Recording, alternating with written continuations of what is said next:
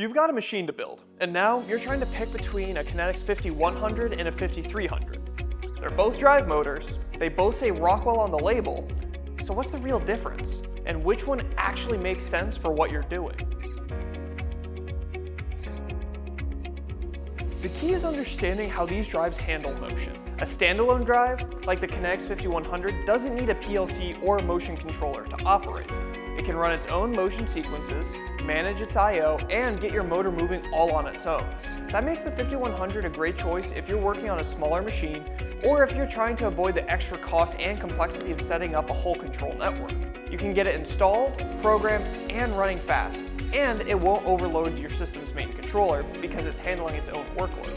But the simplicity that makes a standalone drive appealing also creates limitations. As soon as you need to coordinate multiple accesses, things get tricky.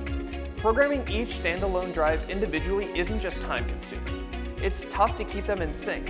In diagnostics, you'll be chasing down issues one drive at a time. This is where networked drives come into play.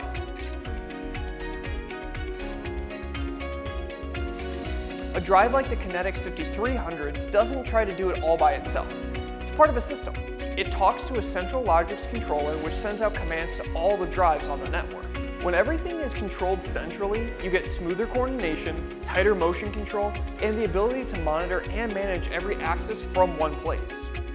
This is huge when you're dealing with robotics, production lines, CNC equipment, basically anything that needs precise timing between multiple motors. The 5300 wasn't built to go solo. It was designed for integration. It has dual Ethernet ports for seamless communication, built-in safety features like safe torque off, and power options that scale up to 15 kilowatts. It's not the cheapest option, but it's built for environments where complexity and coordination matter. Now, if you're working on a project that just needs to get out the door quickly and doesn't require synchronized motion, the 5100 might be all you need.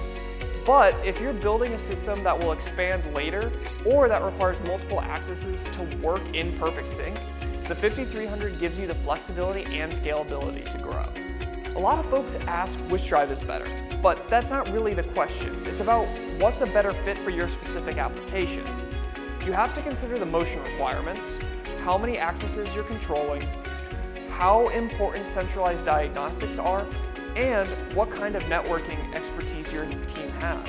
We've worked with manufacturers who run their entire processes on a handful of 5100s, and others who rely on a coordinated network of 5300s to keep a complex line in motion.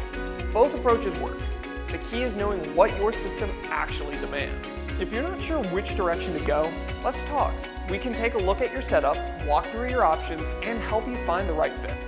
A little planning now can save you a whole lot of wiring, reprogramming, and downtime later.